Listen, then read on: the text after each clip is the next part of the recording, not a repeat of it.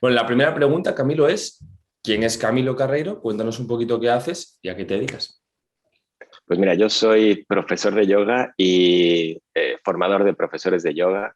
Hace unos 11 años ya que empecé a practicar yoga y llevo unos 7, 8 desde que hice mi primera formación de Vinyasa Yoga y después me he seguido formando como breath coach, como profesor de trapeze, de gravity yoga, etcétera, etcétera.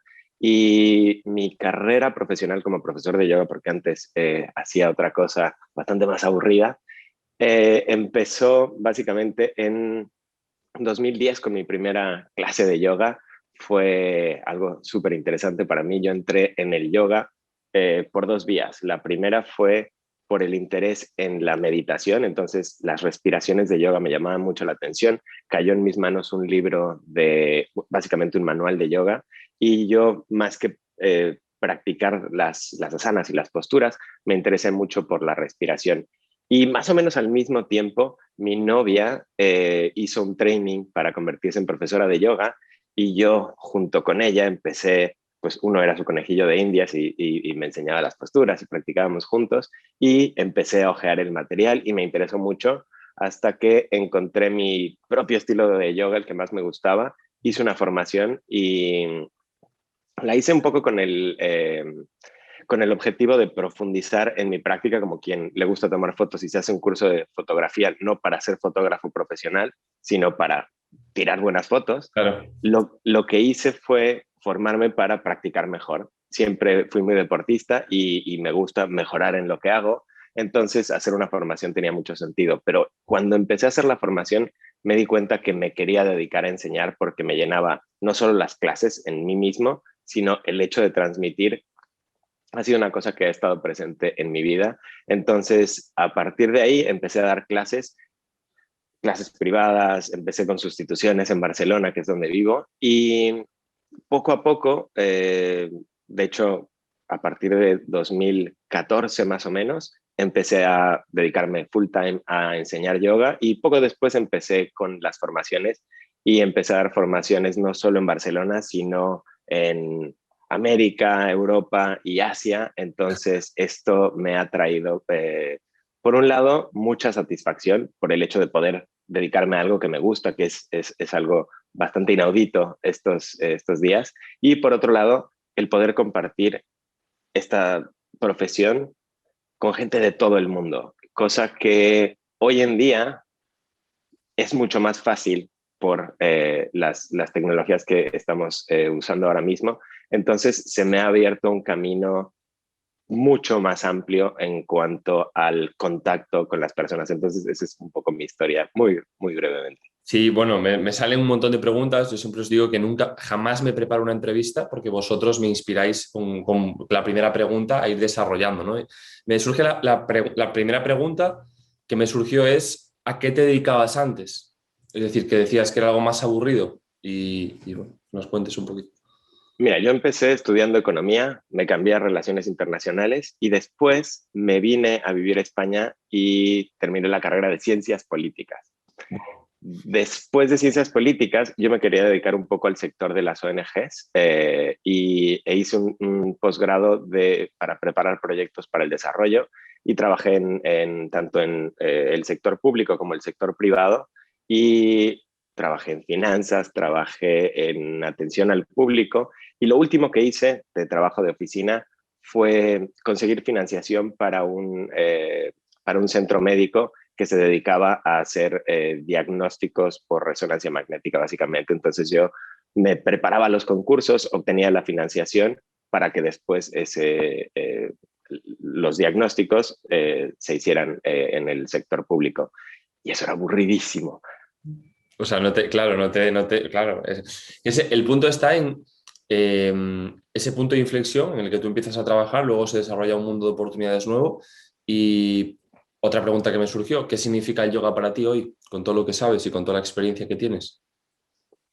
Esa es la típica pregunta de, ¿para ti qué es el yoga? Y tiene muchas respuestas, porque la práctica de yoga es una cosa, la filosofía hindú es otra cosa, que la gente está muy confundida en cuanto a... Cuéntanos, Pero cuéntanos, bueno, cuéntanos las diferencias ahí, va. claro. Mira, por ejemplo, por un lado, la gente confunde la práctica de yoga con la filosofía hindú y con la religión hinduista. Entonces, son cosas separadas. Si bien comparten el mismo nombre, de ahí la confusión. Por un lado, la religión es como el cristianismo, el hinduismo, esa es una cosa aparte. Después está la filosofía del yoga, que básicamente viene de la India y se trata de los preceptos en los que tratamos de conectar la mente y el cuerpo, y en la filosofía del yoga, básicamente venimos a basarnos en unos escritos bastante antiguos que se llaman los Yoga Sutras de Patanjali, que es básicamente un tratado de cómo funciona la mente y cómo, mediante la conciencia, tratar de calmar la mente, de entender un poco al cuerpo. Y ahí se menciona en algún lado la práctica de la respiración y la práctica de las asanas. Se menciona muy, muy por encima. Y esa es la filosofía. Como también un poco como las religiones, hay unos preceptos de cómo comportarte con los demás, cómo comportarte contigo mismo y después ir interiorizando, pasando por las posturas, que básicamente en los Yoga Sutras, cuando hablan de posturas es sentarte cómodamente para poder después hacer respiraciones, para después meditar, etcétera, etcétera. Y no se menciona ni los saludos al sol, ni Guerrero uno, ni nada de esto.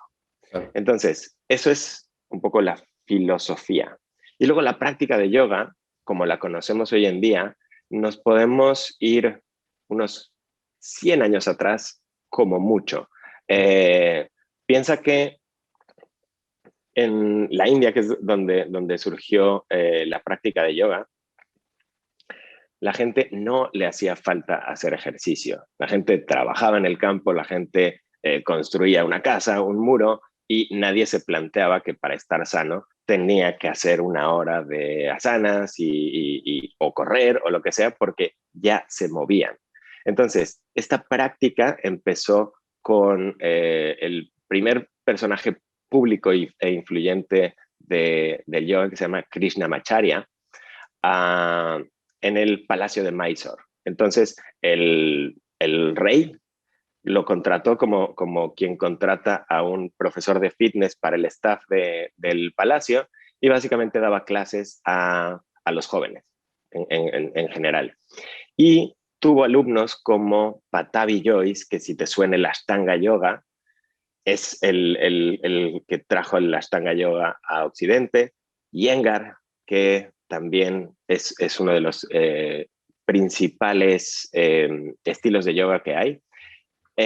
Indra Devi, que no es tan conocida, pero fue la primera mujer celebrity del yoga, que se fue a Estados Unidos y después fue por México y terminó en Argentina dando a conocer el yoga. Y básicamente desde este profesor de Krishnamacharya se derivan, esto era en el sur de la India, se derivan los tres principales profesores de yoga, al lado de otros profesores y otros estilos como el Kundalini Yoga o el Sivananda Yoga, que surgieron un poco más al norte. Pero básicamente lo que hacían en el Palacio de Mysore, volviendo un poco atrás, eran ejercicios y con una gran influencia de la calistenia y de los ejercicios que hacían durante la invasión inglesa en la India.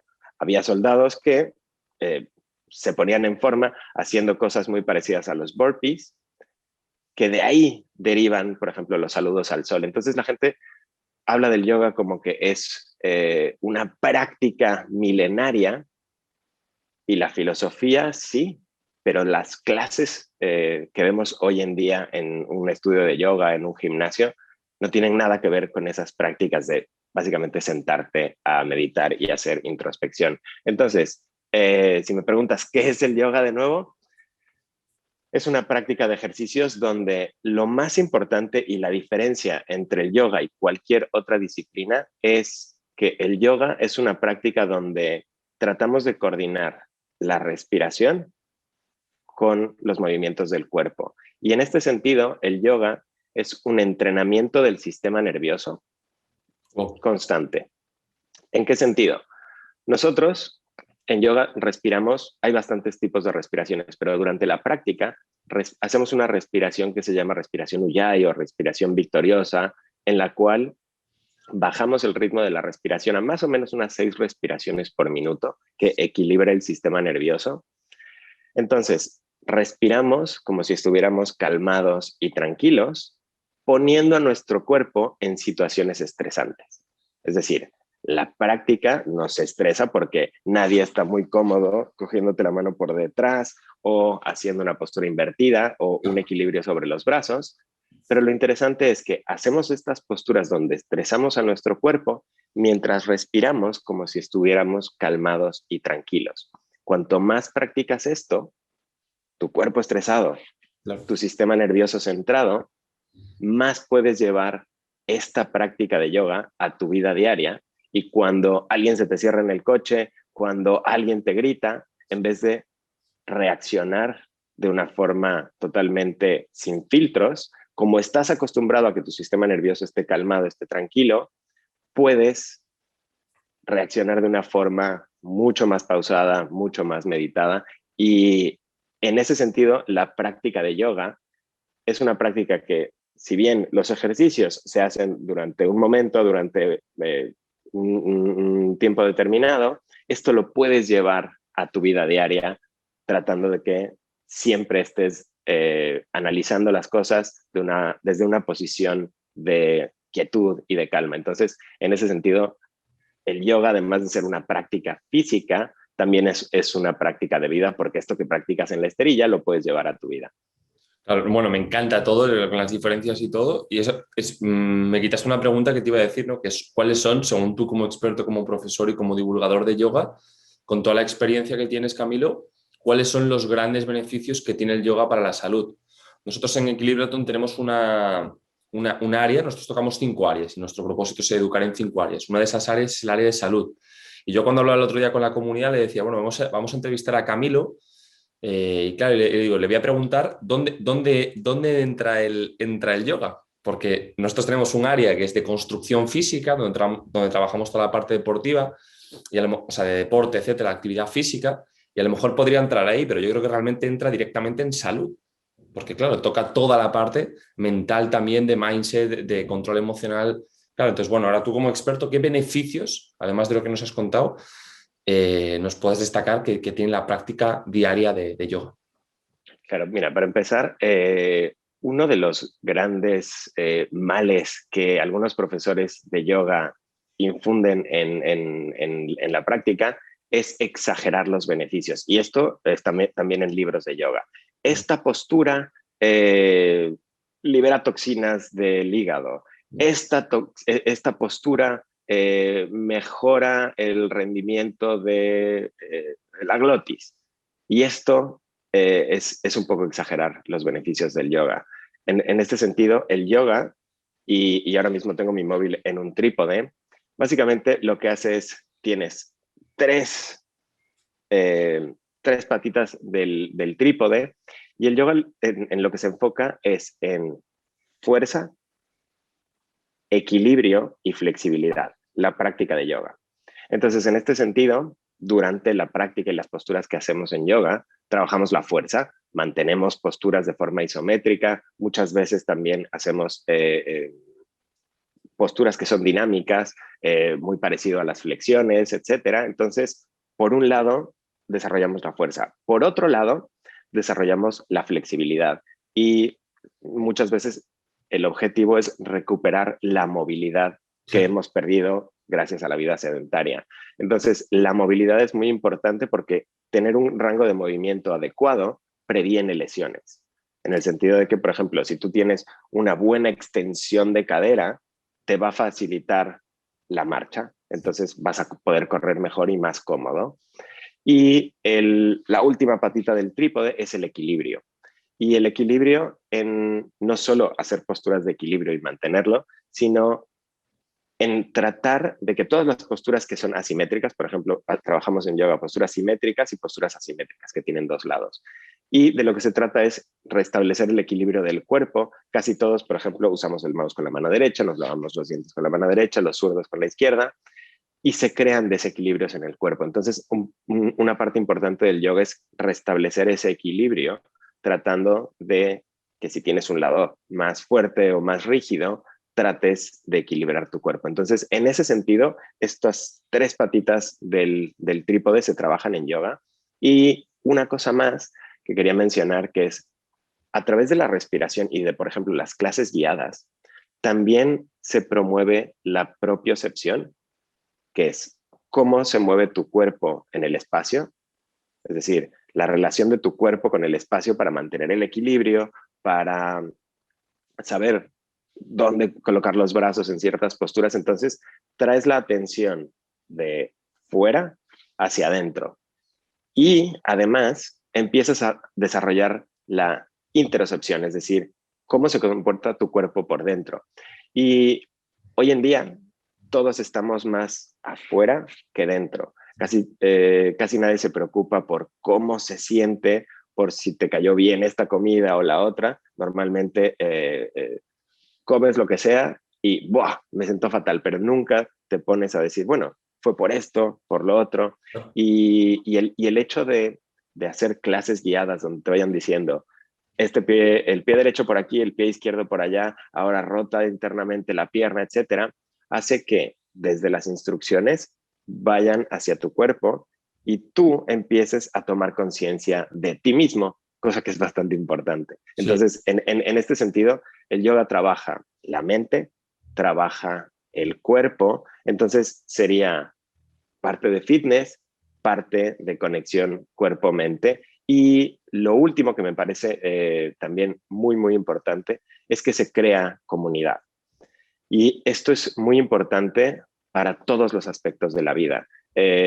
Los humanos somos seres sociales y el hecho de compartir clases con más gente, saber que estás una hora haciendo algo con otras personas que están haciendo lo mismo, crea un sentido de comunidad. Y esto se puede hacer online, por supuesto, pero cuando en España podíamos hacer clases grupales, piensa que la gente venía al estudio, charlaban, tienes los mismos intereses. Esto en el cole era muy fácil porque eran todos los de tu misma edad, todos haciendo lo mismo, todos estábamos en la misma cosa, o en la uni, por ejemplo, también todos jóvenes haciendo las mismas cosas, pero cuando empiezas a ser adulto y empiezas a trabajar, muchas veces en la empresa donde trabajas, hay una diversidad de edades, hay una diversidad de ideologías y es más difícil conectar porque casi no tienen los mismos intereses, a menos que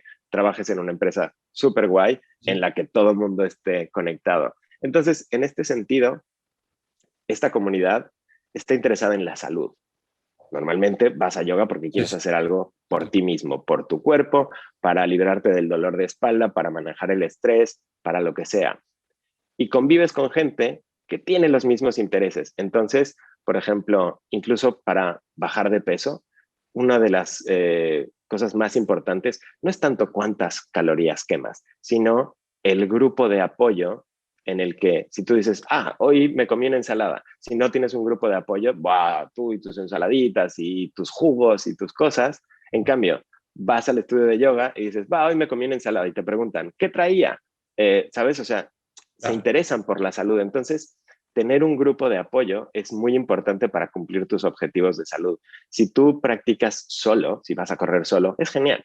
Ahora, si tienes alguien con el que correr, con el que compartir, wow, hoy lo hicimos súper bien, o lo mismo en una práctica de yoga, te motiva y te invita a que sigas yendo, a que sigas practicando, a que celebres los éxitos de los demás. Entonces, en este sentido, el yoga también ayuda con la comunidad y tener el apoyo de la comunidad te ayuda con tus objetivos de salud. Me encanta, me encanta. Entraría, una duda que yo tenía siempre, bueno, es que ya se va el tiempo. Es muy difícil para mí porque tengo que, cuando ya empezamos a entrar, tengo que elegir las preguntas. Poquito a poquito, no te preocupes. Sí, sí, sí. Eh, Realmente, Camilo, entraría dentro de una meditación, porque realmente también el nivel de conexión que se puede producir en una práctica de yoga entiendo que es altísimo. O sea, entraría como un modelo de meditación súper completo y amplio, donde está, claro, lo que tú decías, la parte física, la parte mental, la parte emocional, o sea, donde está todo, ¿no?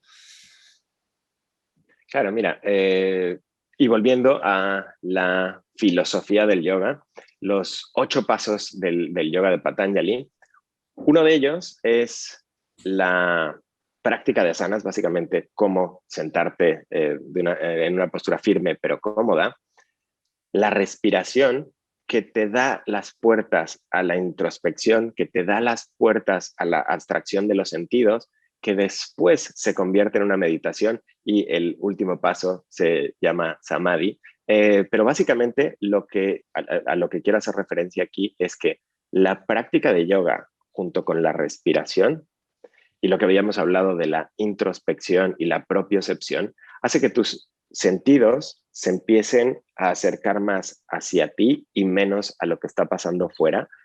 Y mantenerte en el momento presente, es decir, en estoy haciendo esta postura, estoy manteniéndola, hace que tu mente se enfoque. Y este es uno de los primeros pasos de la meditación, tratar de enfocarte. El hecho de prestar atención a la respiración, cómo estoy respirando, cómo se está moviendo mi cuerpo a la hora de respirar, promueve los estados meditativos en el sentido de que normalmente para meditar lo que uno busca es que tu mente no esté saltando entre hay que comprar yogurt, hay que comprar verduras, hay que buscar a los niños, hay que hacer no sé qué, tengo que entregar tal. A inhala, exhala.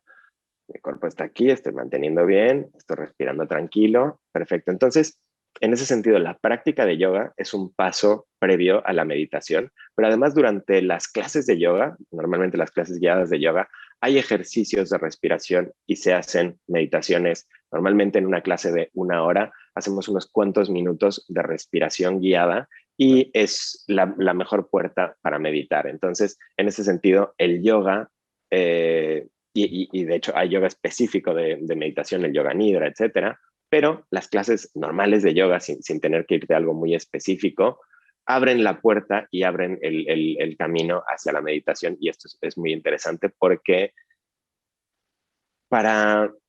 Y hoy en día hay muchísimas aplicaciones de meditaciones y hay muchísimos videos, pero casi nadie practica la meditación. Es decir, todo el mundo tiene sus apps y haces unas cuantas, pero si das un pasito más atrás y te enfocas en la respiración, en cómo estás respirando y cambiar un poco los patrones de respiración que hacemos en la vida diaria, obtienes los mismos beneficios que en la meditación y es mucho más tangible y más fácil de acceder a unos ejercicios de respiración a versus tipos de meditaciones que además hay muchísimas variedades, hay visualizaciones, te guían por un río, por luz, etcétera. Y no a todas las personas les van bien. Hay gente que es más visual, hay gente que es más auditiva. Entonces, no todos los tipos de meditaciones son adecuados para todos, no por el hecho de que este lo puedes hacer y este no, sino porque todos somos diferentes y tienes que conectar con la voz del que te guía la meditación, tienes que ser capaz de, si te dicen, imagínate una luz verde, que te la puedas imaginar y no todo el mundo se siente cómodo con esto, pero con la respiración, tratar de contar cuántos segundos inhalas, cuántos segundos exhalas y enfocarte ahí, te trae los mismos beneficios que la meditación y es mucho más fácil. Entonces, en ese sentido, la práctica de yoga donde siempre estamos controlando la respiración es una muy buena puerta para empezar a meterte en el mundo de la meditación. Camilo, ya, a mí es lo que te digo, me encanta escucharos y estaría escuchándoos pues un montón de tiempo. Nos hemos pasado del tiempo y te pido disculpas porque eran 20 minutos y vamos 27. No es que sea una última pregunta, sino que nuestro modelo, nuestra visión es transformar el sistema educativo. Algún día tenemos una visión, ojalá que en España se mejore la situación, de llenar un estadio Santiago Bernabéu y que podamos llenar con un montón de emprendedores y un montón de personas extraordinarias y realmente hacer una celebración. Yo creo que si el fútbol lo logra, nosotros lo podemos lograr también. Claro. Y esa es una visión que tenemos en todo el movimiento, ¿no? Y luego la parte del sistema educativo, nuestra visión es transformar un poco lo que es la educación actual, el sistema educativo actual, y una de las maneras de hacerlo es con un sistema práctico, que sea 100% práctico, que la gente practique más. Entonces, hoy que te tenemos aquí, pues como cada invitado que viene, siempre os lanzamos esto, ¿no? Que nos podáis mandar un ejercicio práctico, algo práctico que te surja ahora, que pueda hacer la comunidad y que podamos realizar. Algo práctico. Súper sencillo. Un tipo de respiración que puedes practicar en cualquier momento. No hace falta que te sientes en un zafu, en un bloque, que hagas la postura del loto. Simplemente tienes que inhalar y exhalar por la nariz, inhalando en más o menos 4 segundos con una pequeña pausa de 1 segundo con los pulmones llenos y exhalando en otros 4 tiempos, que serían 4 segundos con una pequeña pausa. Esto hace que nuestro sistema nervioso, que sí, casi siempre está del lado del sistema nervioso simpático, lucha o huye, se equilibre y vaya más hacia el centro. Entonces, bajando el ritmo de la respiración, las veces que respiramos por minuto, puedes conseguir que tu sistema nervioso se equilibre y básicamente tratar de hacer unas 6 respiraciones por minuto, bajar el ritmo respiratorio, te va a ayudar a hacer eso. Así que si quieres, puedo guiar 5 rondas de esta respiración para terminar la entrevista. ¿Hecho? Súper. Pues practica conmigo, Tomás. Ponte Vamos. las manos encima de las rodillas y relaja los hombros. Venga, vamos. Puedes quedarte con los ojos abiertos o cerrarlos como tú quieras. Y Vale. vas a inhalar y exhalar por la nariz. ¿Preparado? Vamos allí. Inhala en 1, 2, 3, 4. Pequeña pausa. Y exhala en 4, 3, 2, 1. Inhala. 1, 2, 3, 4. Y exhala en 4, 3, 2, 1. Inhala hacia el abdomen. 1, 2, 3, 4. Y exhala en 4, 3, 2, 1. 2 más. Inhala. Exhala. Y la última, inhala en 1, 2, 3, 4. Exhala en 4, 3, 2, 1. Respira naturalmente. Abre los ojos.